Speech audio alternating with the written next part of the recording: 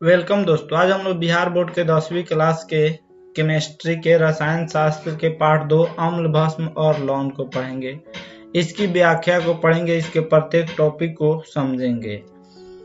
अम्ल क्या है? तो अम्ल वह पदार्थ है जिसका जलीय विलयन स्वाद में खट्टा होता है तथा धातु से अभिक्रिया कर हाइड्रोजन गैस मुक्त करता है। अम्ल वह पदार्थ होता है जिसका जलीय विलयन यानी अम्ल को जब जल में मिलाया जाता है तो वह स्वाद में खट्टा हो जाता है, उसको खाने पर वह स्वाद में खट्टा लगता है तथा किसी धातु से अभिक्रिया कराया जाता है तो वह हाइड्रोजन गैस मुक्त करता है। नेक्स्ट है भस्म क्या है? तो भस्म वह पदार्थ है जिसका जलीय विलयन स्वाद में कड़वा होता है तथा वह अम्ल को उदासीन कर लवण बना देता है। भस्म को जब जल में घुलाया जाता है तो वह स्वाद में कड़वा लगता है। जैसे चूना क्या होता है? भास्मिक होता है और स्वाद में वह कड़वा होता है। उसी तरह नींबू क्या होता है? अम्लीय होता है तो वह स्वाद में खट्टा होता है। या फिर कोई अचार हो गया, वह भी अम्लीय होता है इसलिए वह स्वाद में खट्टा होता है। लेकिन भास्मिक में जैसे चूना हो गया, वह भास्मिक होता है इसलिए वह स्वाद में कड़वा होता है। नेक्स्ट है आर्हेनियस द्वारा अम्ल की परिभाषा। तो आर्हेनियस ने भी अम्ल का परिभाषा बताया था। उसके अनुसार अम्ल वह पदार्थ है जो जल में घुलकर हाइड्रोजन आयन देता है। आर्हेनियस बताए थे कि अम्ल वह पदार्थ है जिसको जल में घुलाने पर वह हाइड्रोजन आयन देता है तथा उसी ने भस्म का परिभाषा यह बताया था कि भस्म वह पदार्थ है जो जल में घुलकर हाइड्रोक्साइड आयन देता है। हाइड्रोजन आयन को H+ से सूचित किया जाता है और हाइड्रोक्साइड आयन को OH और इसके ऊपर यहाँ पे ऋणात्मक चिन्ह देकर इसी से सूचित किया जाता है। क्षार किसे कहते हैं? तो जल में विलय भस्म को क्षार कहते हैं। वह भस्म जो जल में घुल जाए वह क्षार कहलाता है। जैसे कुछ भस्म होते हैं वह जल में नहीं घुलते हैं और कुछ भस्म होते हैं जो जल में घुल जाते हैं, तो वैसा भस्म जो जल में घुल जाए वह क्षार कहलाता है। अतः यहाँ पे क्षार जो होगा वह जो जल में घुलने वाला भस्म होगा वह क्षार कहलाएगा। नेक्स्ट है अम्ल के क्या गुण है? तो अम्ल के निम्नलिखित गुण है। पहला गुण है कि अम्ल तो स्वाद में खट्टा होता है। दूसरा गुण है अम्ल से विद्युत धारा यानी इलेक्ट्रिक करंट प्रवाहित करने पर वह इलेक्ट्रिक करंट को अपने से होकर प्रवाहित होने देता है, यानी वह विद्युत के सुचालक होता है। तीसरा पॉइंट है अम्ल धातु से क्रिया करके हाइड्रोजन गैस मुक्त करता है। अम्ल किसी भी धातु से अभिक्रिया करता है, जैसे लोहा से अभिक्रिया किया, तांबा से अभिक्रिया किया या एल्यूमिनियम से अभिक्रिया किया या सोडियम से अभिक्रिया किया, तो किसी से भी अभिक्रिया करके हाइड्रोजन गैस मुक्त करता है। नेक्स्ट है भस्म क्षार से क्रिया करके लवण और जल बनाता है। भस्म किसी भी क्षार से अभिक्रिया करके लवण और जल बनाता है। अम्ल जो होता है वह नीले लिटमस पत्र को लाल कर देता है। अम्ल किसी भी नीले लिटमस पत्र को लाल कर देता है। नेक्स्ट है भस्म के गुण। भस्म क्या है? तो क्षार स्वाद में तीखा या कड़वा होता है। भस्म को ही क्षार कहते हैं। वह भस्म जो जल में घुल जाए उसे ही हम क्षार कहते हैं, या जल में घुलने वाले भस्म को क्षार कहते हैं। तो क्षार जो होता है वह स्वाद में तीखा या कड़वा होता है। जैसे चूना पत्थर का जलीय विलयन स्वाद में कड़वा होगा। उसके बाद क्षार छूने में साबुन जैसा चिकना होता है। क्षार जो होता है वह साबुन के जैसा चिकना होता है। नेक्स्ट पॉइंट है प्रबल क्षार विद्युत का सुचालक होता है, यानी जिसमें क्षार ज्यादा होता है। प्रबल का मतलब होता है खूब ज्यादा क्षार, जिसमें खूब ज्यादा जैसे जलीय विलयन हो और उसमें भस्म की मात्रा खूब ज्यादा हो तो उसे क्षार कहेंगे। तो जिसमें जो है भस्म की ज्यादा मात्रा होती है उसे प्रबल क्षार कहते हैं। और उससे अगर इलेक्ट्रिक करंट प्रवाहित किया जाएगा तो इलेक्ट्रिक करंट आसानी से प्रवाहित हो जाएगा। नेक्स्ट है अम्ल से प्रतिक्रिया करके लवण तथा जल देता है। अम्ल से जब भस्म की प्रतिक्रिया कराई जाती है तो लवण और जल बनता है। जैसे NaOH यह क्या है? भस्म है। सोडियम हाइड्रोक्साइड भस्म है। और अम्ल कौन है? तो HCl हाइड्रोक्लोरिक अम्ल यह क्या है? अम्ल है, जो हमारे पेट में हमारे आमाशय में प्रवाहित होता है। और इस सोडियम हाइड्रोक्साइड से जब इस अम्ल की अभिक्रिया हाइड्रोक्लोरिक अम्ल की अभिक्रिया कराई जाती है तो यह क्या बनता है? यह बनता है NaCl प्लस क्या बनता है? तो H2 जल बनता है। NaCl क्या है? सोडियम क्लोराइड है और H2O क्या है, जल है। NaCl सोडियम क्लोराइड और H2O जल है, अतः NaCl जो है वह लवण हो जाएगा और H2O जल हो जाएगा। यह NaOH भस्म है, HCl अम्ल है, NaCl यह क्या हो जाएगा, तो यह लवण हो जाएगा और H2O जल हो जाएगा। तो भस्म और अम्ल की अभिक्रिया से क्या बना, लवण और जल बना, अतः यह क्या कहलाएगा, यह जो है उदासीनीकरण अभिक्रिया कहलाएगा। तो अम्ल से प्रतिक्रिया करके लवण और जल बनाता है। जब क्षार को अम्ल से अभिक्रिया कराया जाता है तो यह लवण प्राप्त हुआ और यह जल प्राप्त हुआ, तो लवण और जल प्राप्त होते हैं। लवण का मतलब नमकीन, नमक को लवण कहते हैं। जैसे समुद्र में लवण ही पाया जाता है NaCl और नमक में NaCl होता है। नमक का साधारण नमक का रासायनिक सूत्र NaCl होता है, यानी सोडियम क्लोराइड होता है। और क्षार जो होता है वह लाल लिटमस को नीला कर देता है। अम्ल नीला लिटमस पेपर को लाल कर देता है। एक पेपर होता है, उस पेपर पर अगर क्षार को रखा जाएगा तो वह नीला को क्या कर देगा, पीला कर देगा। लेकिन अम्ल जो होता है वह लाल लिटमस पत्र को नीला कर देता है। नेक्स्ट है पीएच मान किसे कहते हैं। तो पीएच मान एक ऐसी संख्या होती है जो पदार्थों की अम्लीयता तथा क्षारीयता को प्रदर्शित करती है। किसी भी विलयन का पीएच मान ऐसी संख्या होती है जो बताती है कि वह विलयन कितना अम्लीय है और कितना क्षारीय है। यह किसी विलयन का हाइड्रोजन आयन की सांद्रता के लघु गुणक का ऋणात्मक मान है। यह किसी विलयन में हाइड्रोजन आयनों की सांद्रता को बताता है। जिसमें हाइड्रोजन आयन की सांद्रता जिस हिसाब से होगी उसके ऋणात्मक मान से पीएच मान का निर्धारण किया जाता है। जैसे P का H का मतलब यहाँ पे H है, तो H मतलब हाइड्रोजन आयन हो गया। अम्लीय विलयन का पीएच मान 7 से कम होता है। किसी भी अम्लीय विलयन का पीएच मान 7 से कम होता है। क्षारीय विलयन का पीएच मान 7 से अधिक होता है और उदासीन विलयन का पीएच मान 7 के बराबर होता है।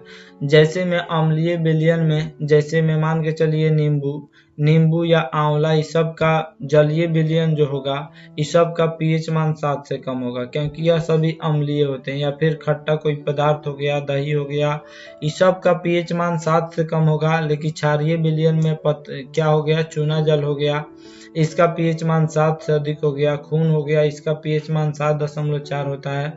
और उदासीन विलयन में जल आता है, जल का पीएच मान 7 के बराबर होता है।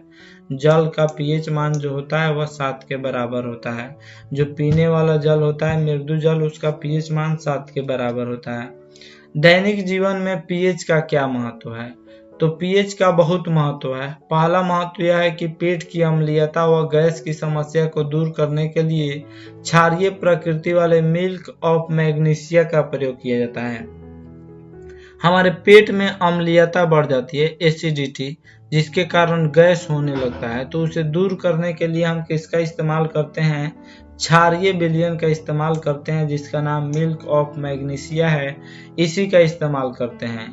नेक्स्ट पॉइंट है अम्लीय वर्षा में जल का पीएच मान 5.6 से कम होता है। इस जल के फलस्वरूप नदियों का पीएच मान भी कम हो जाता है कि जलीय जीवों पर हानिकारक प्रभाव नहीं डालता है।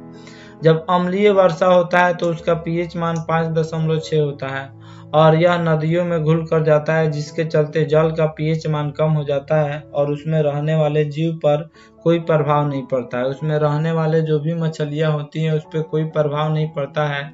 नेक्स्ट पॉइंट है दैनिक जीवन में पीएच के महत्व को। दांत का इनामेल कैल्शियम सल्फेट का बना होता है, CaCO3 का बना होता है, CaSO4 का बना होता है। CaCO3 कैल्शियम कार्बोनेट होता है और CaSO4 जो होता है वो कैल्शियम सल्फेट होता है। तो हमारे दांत का जो इनामेल होता है वह कैल्शियम सल्फेट का बना होता है। दांतों की सफाई नहीं करने पर बैक्टीरिया के सड़ने से अम्लों की उत्पत्ति होती है, इसीलिए मुंह नहीं धोने से पायरिया होती है। इसीलिए हमारा जो टूथपेस्ट होता है सभी भास्मिक होता है। जितने भी हमारे टूथपेस्ट होते हैं, जैसे कोलगेट हो गया या क्लोजअप हो गया या फिर जो है सेंसोडाइन हो गया, यह सभी जो है भास्मिक होते हैं। तो दांतों की सफाई नहीं करने पर बैक्टीरिया जम जाता है, जिसके चलते दांत सड़ने लगते हैं, मसूड़े सड़ने लगते हैं, जिसे पायरिया कहते हैं, जिससे मुंह की लार का पीएच मान 5.5 से कम चला जाता है। इसलिए हमारे मुंह में भी पीएच का महत्वपूर्ण है, पीएच का वैल्यू है और इनामेल को नुकसान पहुंचाता है। इसके उपाय हेतु टूथपेस्ट में क्षारीय पदार्थ प्रयुक्त किए जाते हैं।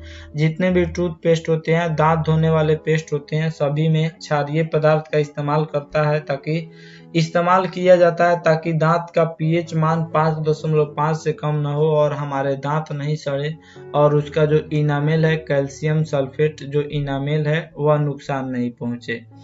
नेक्स्ट पॉइंट है, मधुमक्खी के डंक में मेथनोइक अम्ल होता है। इसके डंक से होने वाली जलन को शांत करने के लिए क्षारीय प्रकृति के बेकिंग सोडा का इस्तेमाल किया जाता है। जब मधुमक्खी यानी कोई मोद, आम बोलचाल की भाषा में हम इसे मोद कहते हैं, तो जब किसी मधुमक्खी को कोई काट लेता है, कोई डंक मार देता है, जैसे बेजनी हो गया, हड्डा हो गया, या किसी को काट लेता है, तो उसके डंक में मेथनोइक अम्ल होता है। और इस अम्ल को उदासीन करने के लिए, अम्ल को उदासीन कौन करता है? भस्म करता है, यानी क्षार करता है। इसलिए अम्ल और भस्म की अभिक्रिया के फलस्वरूप लवण और जल बनता है और इसे उदासीनीकरण अभिक्रिया कहते हैं, यानी यह न्यूट्रल कर देता है। जब अम्ल में कोई भस्म मिलाया जाता है तो वह क्या कर देता है? न्यूट्रल कर देता है, अम्ल को न्यूट्रल कर देता है और दोनों जल हो जाते हैं, यानी वह उदासीन होते हैं, ना ही खट्टा होते हैं और ना ही वह कड़वा होते हैं, यानी लेवल में आ जाते हैं। तो मधुमक्खी के डंक में मेथनोइक अम्ल होता है जिसके डंक से काफी अधिक जलन होती है। तो उसकी जलन को शांत करने के लिए बेकिंग सोडा का इस्तेमाल किया जाता है, यानी जो खाने वाला सोडा होता है उस सोडा का इस्तेमाल किया जाता है ताकि उससे जलन कम हो। इसलिए कभी भी किसी को मधुमक्खी काटे या फिर कोई हाड़ा बिरनी काटे तो बेकिंग सोडा का प्रयोग करना चाहिए ताकि उसकी जलन शांत रहे, क्योंकि उसके डंक में अम्ल होता है और अम्ल में भस्म लगाया जाएगा तो फिर वह क्या होगा? वह न्यूट्रल बना देगा, उसे उदासीन कर देगा। नेक्स्ट पॉइंट है, उपजाऊ मिट्टी का पीएच मान भी एक निश्चित परास में होता है। जो उपजाऊ मिट्टी होते हैं उसके पीएच मान एक निश्चित लिमिट में होता है, रेंज में होता है।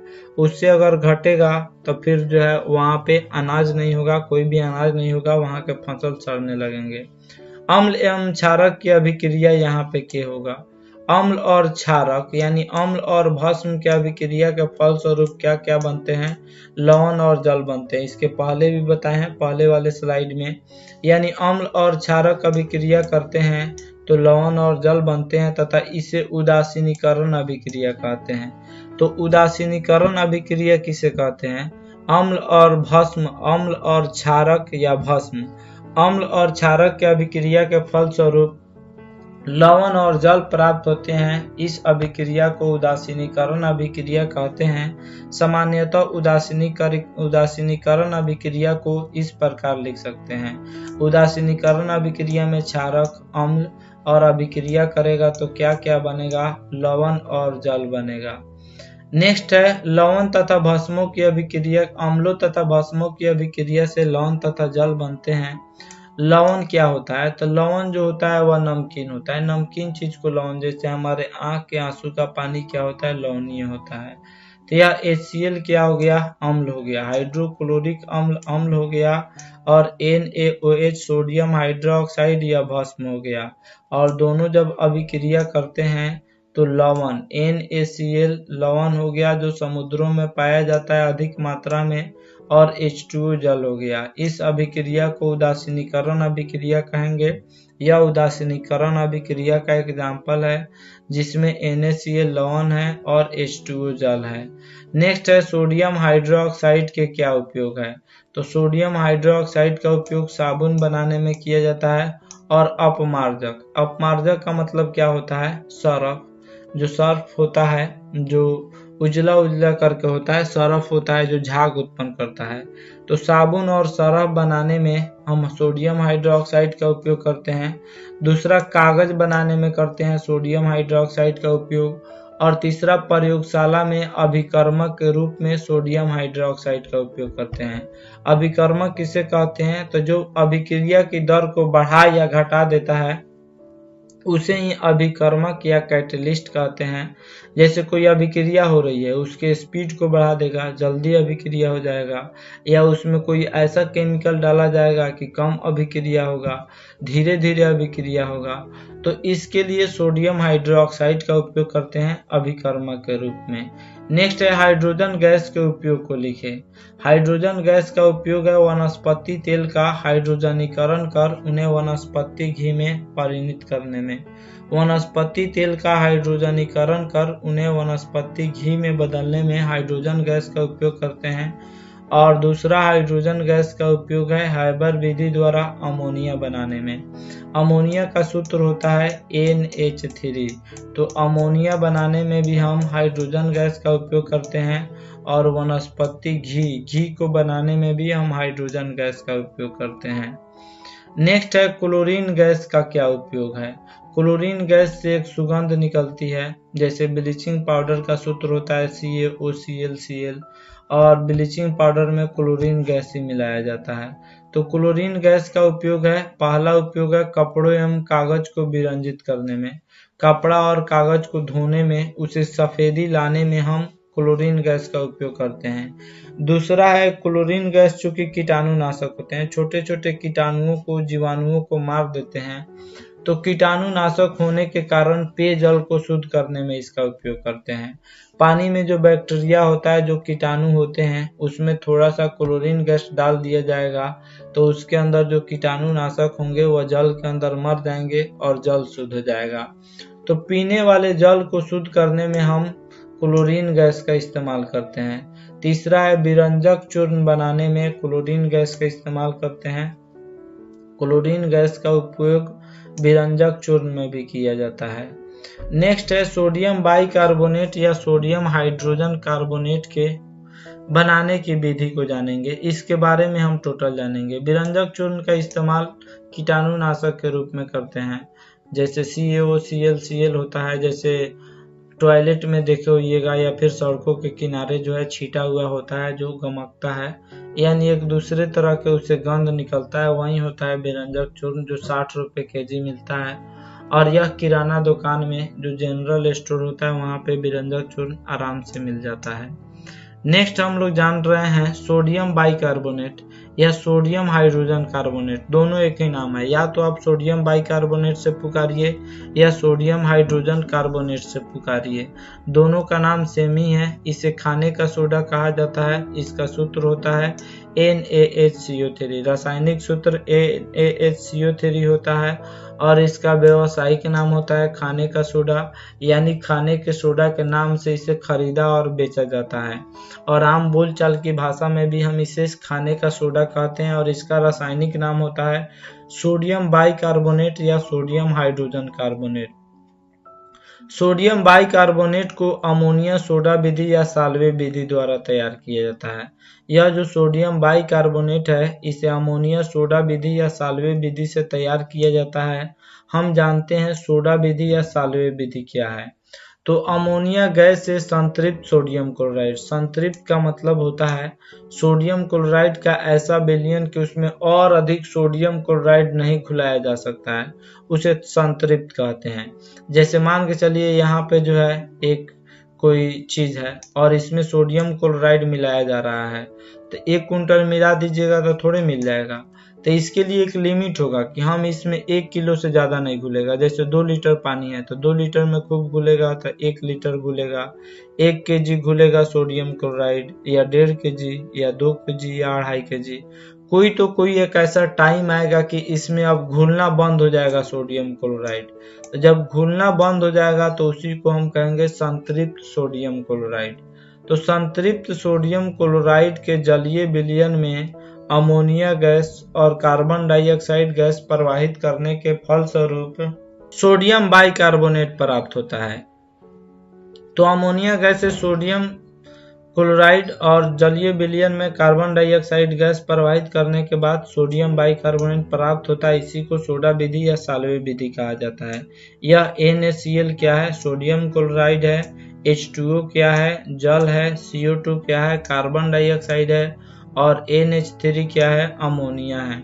और जब इससे अभिक्रिया कराया जाता है तो NH4Cl क्या है, अमोनियम क्लोराइड है, और NaHCO3 क्या है, सोडियम बाइकार्बोनेट है। तो जब प्रवाहित किया जाता है तो हमें क्या प्राप्त होता है, सोडियम बाइकार्बोनेट, NaHCO3 यहीं प्रवाहित किया जाता है तो यहीं प्राप्त होता है। तो सोडियम क्लोराइड और जल, कार्बन डाइऑक्साइड और अमोनिया गैस को प्रवाहित किया जाता है तो अमोनियम क्लोराइड प्राप्त होता है। यहाँ पे अमोनियम क्लोराइड प्राप्त हुआ और यहाँ पे सोडियम बाइकार्बोनेट प्राप्त होता है, अतः NaHCO3 सोडियम बाइकार्बोनेट हो गया। नेक्स्ट है इसके गुण को जानते हैं, सोडियम बाइकार्बोनेट के गुण। तो सोडियम बाइकार्बोनेट का जलीय विलयन क्षारीय होता है तथा इस विलयन का pH मान 7 से अधिक होता है। सोडियम बाइकार्बोनेट को जब जल में घुलाया जाता है तो वह क्षारीय होता है और इसका pH मान हम जानते हैं कि क्षारीय विलयन का pH मान 7 से अधिक होता है, अम्लीय विलयन का pH मान 7 से कम होता है तथा उदासीन विलयन का pH मान 7 के बराबर होता है। तो सोडियम बाइकार्बोनेट का जलीय विलयन क्षारीय होता है तथा इस विलयन का pH मान 7 से अधिक होता है। जाहिर सी बात है, जब क्षारीय होगा तो इसका जलीय विलयन का pH मान 7 से अधिक होगा ही। और NaHCO3 यानी सोडियम बाइकार्बोनेट अम्लों को क्या कर देता है, उदासीन कर देता है, क्योंकि यह भास्मिक होता है और भस्म में जब अम्ल से अभिक्रिया कराया जाता है तो वह लवण और जल बनाता है तथा अभिक्रिया के फलस्वरूप कार्बन डाइऑक्साइड गैस निकलती है। यह सोडियम बाइकार्बोनेट यह क्या हो गया, अम्ल हो गया, हाइड्रोक्लोरिक अम्ल, हाइड्रोजन क्लोराइड। और जब इससे अभिक्रिया कराया जाता है तो NaCl बनेगा, NaCl सोडियम क्लोराइड, और यह क्या बनेगा, CO2 कार्बन डाइऑक्साइड, और यह जल बनेगा। तो इस अभिक्रिया को, यह जो अभिक्रिया होगा इसमें उदासीन हो रहा है, यानी उदासीनीकरण अभिक्रिया इसे कहते हैं, क्योंकि यह NaHCO3 भस्म है और HCl अम्ल है। और जब भस्म में अम्ल भास्मिक विलयन में अम्लीय विलयन से जब अभिक्रिया कराया जाता है तो वह उदासीनीकरण अभिक्रिया कहलाता है। तो अम्ल क्या कर देता है, भस्म से अभिक्रिया करके, या भस्म जो होता है वह अम्ल से अभिक्रिया करके लवण और जल बनाता है। तो यहाँ पे NaCl लवण और H2O जल बना दिया। अतः यह जो होता है NaHCO3 यानी सोडियम बाइकार्बोनेट, यह अम्लों से अभिक्रिया करके उसे उदासीन बना देता है। नेक्स्ट, सोडियम बाइकार्बोनेट का क्या उपयोग है।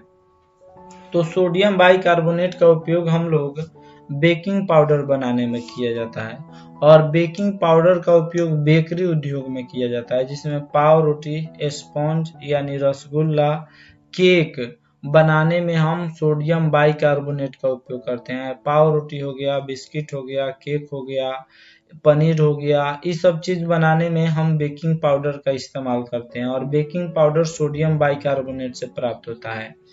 तथा पेट की अम्लीयता को दूर करने के लिए एंटासिड जो होता है, औषधि होता है, उसके रूप में करते हैं। जैसे स्टोमाफिट एक दवा होता है, उस दवा को जब खरीदिएगा तो उस पे लिखा होता है एंटासिड लिक्विड लिखा होता है, तो उसमें एंटासिड मिलाया हुआ होता है। तो पेट में जब अपच होता है या पेट में गैस्ट्रिक होता है तो उसे दूर करने के लिए हम सोडियम बाइकार्बोनेट से एक एंटासिड लिक्विड बनाते हैं, एक औषधि बनाते हैं, और उसको पीने से पेट की अम्लीयता दूर हो जाती है। तो सोडियम बाइकार्बोनेट का उपयोग दवा बनाने के लिए किया जाता है एंटासिड के रूप में। अगला है, इसका उपयोग अग्निशामक यंत्रों में भी किया जाता है। आग बुझाने के लिए अग्निशामक यंत्र में जो बैंकों में रेड होता है या पेट्रोल पंप पर भी होता है, तो पेट्रोल पंप या बैंकों पर देखिएगा तो अग्निशामक यंत्र मिल जाएगा। उस अग्निशामक यंत्र में सोडियम बाइकार्बोनेट का हम इस्तेमाल करते हैं। तथा रसोई घर में यानी किचन में खाने के सोडा का उपयोग खस्ता बनाने में किया जाता है और सब्जियों को बनाने में किया जाता है, तथा कभी कभी इसका इस्तेमाल खाना जल्द पकाने के लिए भी किया जाता है। खाना जल्दी से पक जाए इसके लिए सोडियम बाइकार्बोनेट डाल दिया जाता है तो खाना जल्दी पक जाता है। तो खाना जल्दी पकाने में और खस्ता बनाने में इसका उपयोग करते हैं, क्योंकि खस्ता जो होता है फूलता है, अतः उसमें इसका उपयोग करते हैं। उसके बाद जो है और जो व्यंजन होता है जैसे कचरी होता है, उस सब में सोडियम बाइकार्बोनेट का इस्तेमाल करते हैं। सोडियम कार्बोनेट या धोने का सोडा, इसके पहले हम लोग पढ़े हैं सोडियम बाइकार्बोनेट, अब पढ़ने जा रहे हैं सोडियम कार्बोनेट। इसके पहले हम लोग पढ़े हैं खाने का सोडा, अब पढ़ने जा रहे हैं धोने का सोडा। तो इसमें बहुत कंफ्यूजन होता है। सोडियम बाइकार्बोनेट का उपयोग खाने के लिए करते हैं, लेकिन इसका उपयोग कपड़ा धोने के लिए करते हैं। तो सोडियम कार्बोनेट या धोने के सोडा का रासायनिक सूत्र होता है Na2CO3 into 10H2O, Na2CO3 into 10H2O sodium carbonate या धोने का सोडा होता है। सोडियम कार्बोनेट या धोने का सोडा प्रायः अमोनिया सोडा विधि या साल्वे विधि से तैयार किया जाता है। इस सोडियम कार्बोनेट को भी हम अमोनिया सोडा विधि या साल्वे विधि से तैयार करते हैं। यहाँ पे स्पेस छूट गया है। और धोने का सोडा का इस्तेमाल इस विधि से करते हैं तथा खाने के सोडा का भी इस्तेमाल अमोनिया सोडा विधि या साल्वे विधि से तैयार किया जाता है। दोनों को बनाने की विधि सेम है। सेम इसमें क्या किया जाता है, अमोनिया गैस से संतृप्त सोडियम क्लोराइड के संतृप्त जलीय विलयन में कार्बन डाइऑक्साइड गैस जब प्रवाहित किया जाता है तो सोडियम बाइकार्बोनेट प्राप्त होता है। और सोडियम बाइकार्बोनेट प्राप्त हुआ यानी यहाँ पे हमें क्या प्राप्त हुआ है, इसके पहले वाले स्लाइड में भी हम लोग यहीं पढ़े हैं, इसके पहले भी हम यहीं पढ़े हैं कि अमोनिया गैस से सोडियम क्लोराइड के जलीय विलयन में कार्बन डाइऑक्साइड गैस प्रवाहित करने पर सोडियम बाइकार्बोनेट यानी खाने का सोडा प्राप्त होता है। और सोडियम बाइकार्बोनेट को जब गर्म किया जाता है तो सोडियम कार्बोनेट प्राप्त होता है। तो देखिए 2NaCO3 को गर्म किया जा रहा है, यहाँ पे हीट किया जा रहा है, तो क्या हमें प्राप्त होगा, सोडियम कार्बोनेट प्राप्त होगा यानी Na2CO3 plus CO2 carbon dioxide plus H2O। अब सोडियम कार्बोनेट के रावाकरण से धोने का सोडा प्राप्त होता है। सोडियम कार्बोनेट का जब रावाकरण किया जाता है तो उससे हमें धोने का सोडा प्राप्त होता है, जिसका सूत्र होता है, रासायनिक सूत्र Na2CO3 into 10H2O होता है। इसके गुण को जानते हैं तो Na2CO3 का जलीय विलयन यह भी क्षारीय होता है और खाने का सोडा NaCO3 वह भी क्षारीय होता है। और यह अम्लों को, जाहिर सी बात है, जब क्षारीय होगा तो वह अम्लों को क्या कर देगा, उदासीन कर देगा। अतः अम्ल में क्षार मिलाने से उदासीन हो जाता है और उसी को उदासीनीकरण अभिक्रिया कहते हैं। सोडियम कार्बोनेट के जलीय विलयन में CO2 गैस, यह तीसरा नंबर गुण है। सोडियम कार्बोनेट के विलयन में अगर CO2 गैस प्रवाहित किया जाता है तो सोडियम बाइकार्बोनेट यानी खाने का सोडा प्राप्त हो जाता है।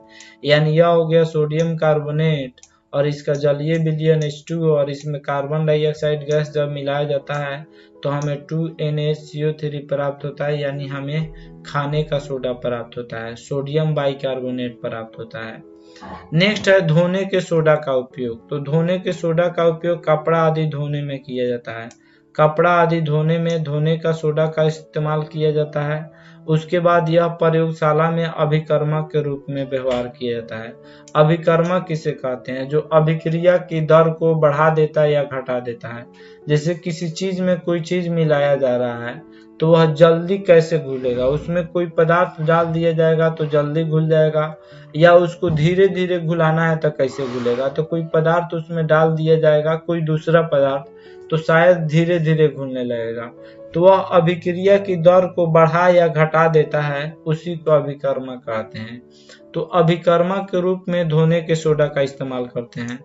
जैसे अगर कोई खाना बन रहा है और खाना में अगर सोडियम बाइकार्बोनेट डाल दिया जाए तो खाना जल्दी पक जाएगा, यानी खाने की गति को बढ़ा दिया। खाना जो बन रहा है वह एक प्रकार का अभिक्रिया हो रहा है, रासायनिक अभिक्रिया हो रहा है, और उसकी गति को फास्ट कर दिया, इसलिए खाना जल्दी पक गया। तो वह एक प्रकार का अभिकर्मक का काम कर रहा है। उसी तरह धोने का सोडा भी प्रयोगशाला में अभिकर्मक का काम करता है। नेक्स्ट है कांच, कागज, साबुन आदि के उत्पादन में इसका इस्तेमाल किया जाता है। कांच का मतलब शीशा, कागज और साबुन आदि के उत्पादन में इसका इस्तेमाल किया जाता है। और जल की अस्थायी खरापन दूर करने के लिए, यानी जल अगर लवणीय होता है, उसमें नमक की मात्रा काफी अधिक होती है, तो उसे दूर करने के लिए धोने के सोडा यानी Na2CO3 का इस्तेमाल करते हैं। नेक्स्ट है विरंजक चूर्ण। विरंजक चूर्ण का सूत्र होता है CaOCl।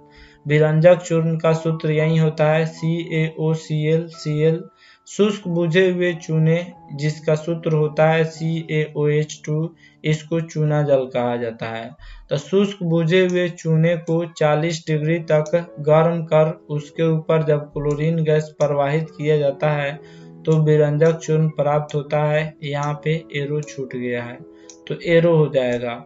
तो शुष्क बुझा हुआ चूना यह है, यानी चूना जल यह है, और इस पर जब क्लोरीन गैस प्रवाहित किया जाता है तो विरंजक चूर्ण, जिसको इंग्लिश में ब्लीचिंग पाउडर कहते हैं, ब्लीचिंग पाउडर बनाने में शुष्क बुझा हुआ चूना का इस्तेमाल करते हैं। और जब 40 डिग्री सेल्सियस पर गर्म करते हैं तो हमें विरंजक चूर्ण प्राप्त होता है CaOClCl, जिसका रासायनिक सूत्र होता है, और यह जल अलग हो जाता है। तो इसका इस्तेमाल हम लोग कीटनाशक के रूप में करते हैं, जैसे टॉयलेट में या फिर कहीं जो है सड़कों के किनारे जहाँ गंदगी ज्यादा होती है वहां पे इसको छींटा जाता है। इससे क्लोरीन गैस चूंकि इसमें मिलाया जाता है इसीलिए क्लोरीन की गंध आती है इससे। इसका गुण क्या है, तो यह सफेद चूर्ण है जिससे क्लोरीन की गंध निकलती है। इसका उपयोग कीटाणुनाशक के रूप में करते हैं। कागज और कपड़ों को साफ करने में, उसको सफेदी लाने में इसका इस्तेमाल करते हैं, और क्लोरीन तथा क्लोरोफॉर्म आदि बनाने में इस्तेमाल करते हैं। विरंजक चूर्ण का इस्तेमाल क्लोरीन गैस बनाने में करते हैं और क्लोरोफॉर्म बनाने में भी करते हैं। क्लोरोफॉर्म एक ऐसा पाउडर होता है जिसको सूंघने से इंसान बेहोश हो जाता है। अगर किसी के नाक पर इस फेंक दीजिएगा तो वह इंसान बेहोश हो जाता है। तो क्लोरोफॉर्म बनाने में भी इसका इस्तेमाल करते हैं, विरंजक चूर्ण का इस्तेमाल करते हैं। नेक्स्ट है प्लास्टर ऑफ पेरिस, जिसका रासायनिक सूत्र होता है CaSO4 का होल ट्वाइस इंटू H2O, या इसी का नाम है कैल्शियम सल्फेट हेमीहाइड्रेट, जिसका रासायनिक सूत्र CaSO4 इंटू हाफ H2O होता है।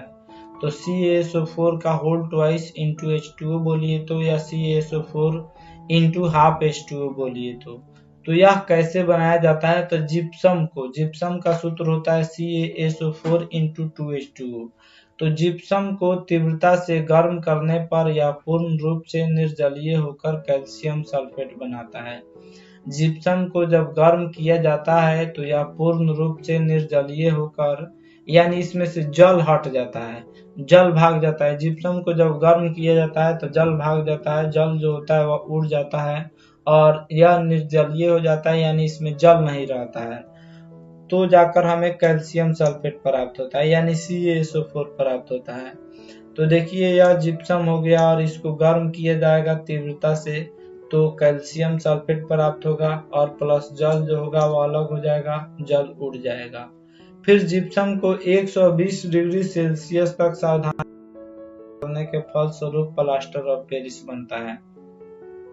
जिप्सम को जब 120 डिग्री सेल्सियस पर गर्म किया जाएगा तो प्लास्टर ऑफ पेरिस बनता है, यानी इसमें से जल जो होता है वह कुछ अंश उड़ जाता है। तो जब इसे गर्म किया जाता है 120 डिग्री सेल्सियस पर, सावधानी पूर्वक गर्म किया जाता है, कहीं 120 डिग्री सेल्सियस से अधिक न हो जाए या 120 डिग्री सेल्सियस से कम न हो जाए। तो जिप्सम को 120 डिग्री सेल्सियस तक सावधानी पूर्वक गर्म करने के बाद प्लास्टर ऑफ पेरिस बनता है। जिप्सम का सूत्र CaSO4 इंटू 2H2O हो गया और इसे गर्म किया जाएगा। तो यहाँ पे देखिए प्लास्टर ऑफ पेरिस का सूत्र यही है, प्लास्टर ऑफ पेरिस बन गया और प्लस जल अलग हो जाएगा। तो CaSO4 का whole twice into H2O plus 3H2O हो जाएगा। प्लास्टर ऑफ पेरिस का उपयोग मूर्ति बनाने में करते हैं। मूर्ति चूंकि यह काफी हार्ड होता है, प्लास्टर ऑफ पेरिस काफी कठोर होता है, इसलिए उसका उपयोग हम मूर्ति बनाने में करते हैं।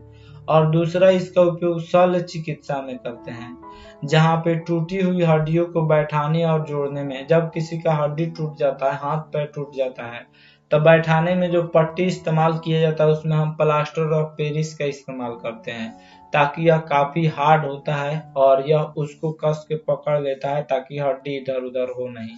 तो हड्डियों को बैठाने और जोड़ने में इस्तेमाल करते हैं। और तीसरा इसका इस्तेमाल करते हैं छतों या मकानों को डिजाइन बनाने में।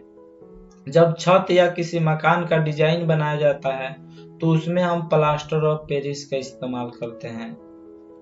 तो ये था 10th क्लास के केमिस्ट्री के पार्ट 2 अम्ल, भस्म और क्षारक के महत्वपूर्ण टॉपिक। आशा करता हूँ यह वीडियो आप सब किसी काफी पसंद आया होगा। हमारे चैनल को सब्सक्राइब करें, इस वीडियो को लाइक करें तथा अधिक से अधिक शेयर करें। Thanks for watching my video.